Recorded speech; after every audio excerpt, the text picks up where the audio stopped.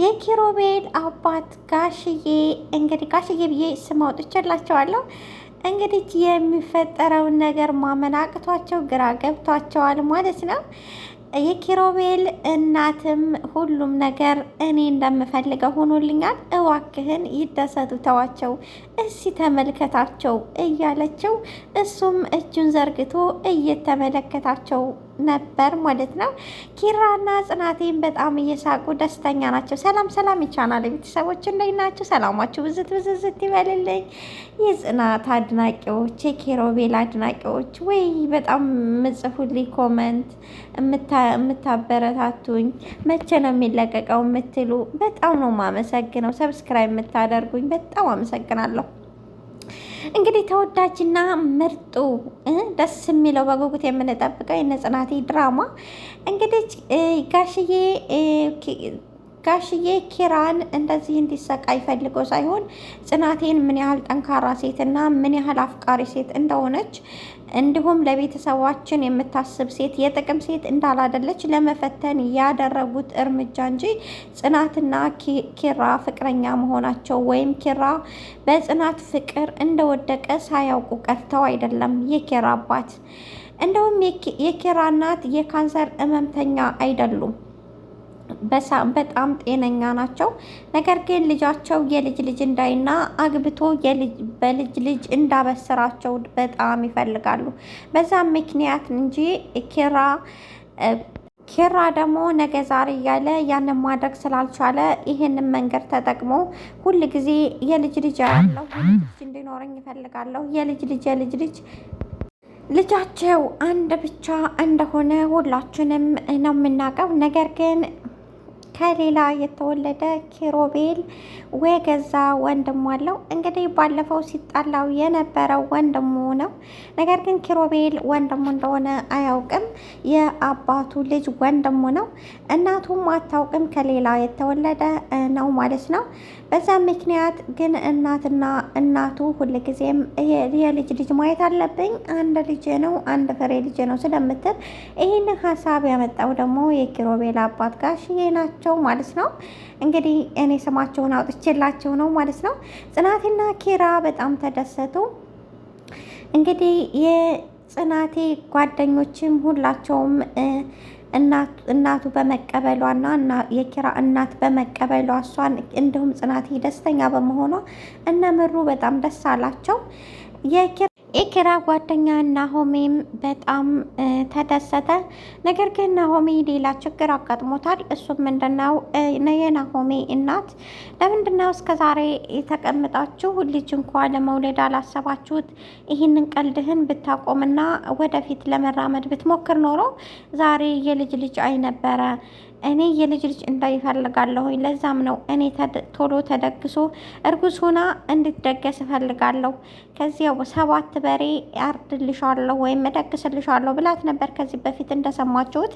ነገር ግን የልብ ታማሚና በጣም እንደሚያሟት እርግዝናው የልብ ህመም ከእርግዝናው ጋር እንደማይሄድና ከሁለት አንዱ መምረጥ፣ አንድ ጤናዋን መምረጥ፣ አንድ ደግሞ ልጁን መምረጥ እንዳለባት እርግዝናውን ከሁለት አንዱ መምረጥ እንዳለባት ከዚህ በፊት አስጠንቅቆ ዶክተሩም ተናግሯል ማለት ነው።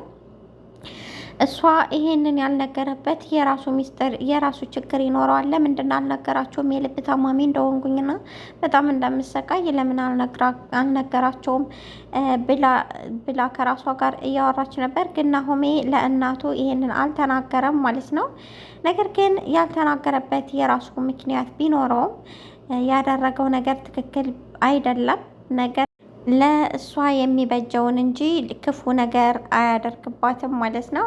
እንግዲህ የጽናቴ ጓደኛ ከዚህ በፊት እንደምታውቁት ያረፈችበት ከኪራ ጋር ተጣልታ ስትሄድ ያረፈችበት የጽናቴ ጓደኛ እህቷን የምታስፈራራትና እህቷ ስለተለወጠችና የተሻለ ህይወት ስለኖረች ከባሏ ጋር ተለያይታ ስራ ለውጥና ወደፊት ሀብታም መሆንና ብዙ ነገር ማድረግ እንጂ የወንድ ወይም የምናምን ሱስ ሳይዛት ወደፊት ስለተራመደችና ስኬታማ ሴት ስለሆነች በጣም ቀንተው እንግዲህ ድሮ ባሏን የቀማቻት ሴትዮ ወይም የገዛ ጓደኛዋ እየደወለች እያስፈራራቻት ነበር። ለምንድን ነው አንቺ ሴትዮ ማታይን?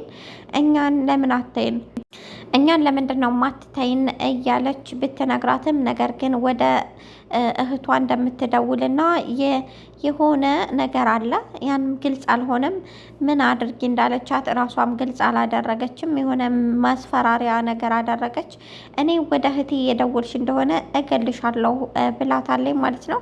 ይሄም የተደፋፈነ ነገር ነው። ምንም የወጣ ነገር የለውም። ምክንያቱም ያላወጣችበት የራሷ ምክንያት ይኖራታል። ነገር ግን በፓርት አሁን ላይ በ62 ላይ የሚወጣ ይመስለኛል። ለምን እንደዛ እንዳለችና ከእህቷ ጋር ምን አይነት ግንኙነት እንዳላት የምታወጣ ይመስለኛል። እንግዲህ ምሩ ከህመሟ አገግማ ዛሬ ላይ ፍቅር በፍቅር ሆናለች ማለት ነው። የምታፈቅረውና የምትወደው ሰው ጋር እየኖረች በጣም ደስተኛና በጣም ያበበች ሆናለች ማለት ነው። ነገር ግን አሁን ከጎን የሚያሳስባትና ወደ ፊት እንዳትራመድ የሚያደርጋት የናሆም እናት ነገር ነው። ምክንያቱም ቶሎ አርግዢ እያለች የምትናገራት ነገር ለእሷ መልካም ነገር አልሆነም። ምክንያቱም ህመምተኛ ስለሆነች ማለት ነው። እንግዲህ የጽናቴና የኪሮቤል ጋብቻ ስነ ስርዓት አሁን ላይ ሁሉም ነገር ተጠናቆ እንዲጋቡና የልጅ ልጅ እንዳይ እፈልጋለሁ። በቅርቡ ጥሩ ሰርግ መሰረግ አለበት አሉ የኪራ እናት። ነገር ግን ኪራ ሰርጉ ምንም ዛዛታና ጫጫታ ምንም ሊሰራ አይችልም። ምንም አይሰራም። እኛ በትንሽ ነገር እንድንጋባ እፈልጋለሁ እናት ያላት። በፍጹም እኔ በየሀገሩ ሰርግ እየበላው አንተ እንደዚህ ልታደርግ አይገባም፣ አይቻልም ብላለች። ከዚህ በፊት እንደሰማችሁት ኪራ ሌላ ሴት ይዞ እንደተኛና በፍጹም እሷን እንደማይወዳት እያደረገ እያስመሰለ ነበር። ይህን ሀሳብም ያመጣችው የጽናቴ ጓደኛ ናት።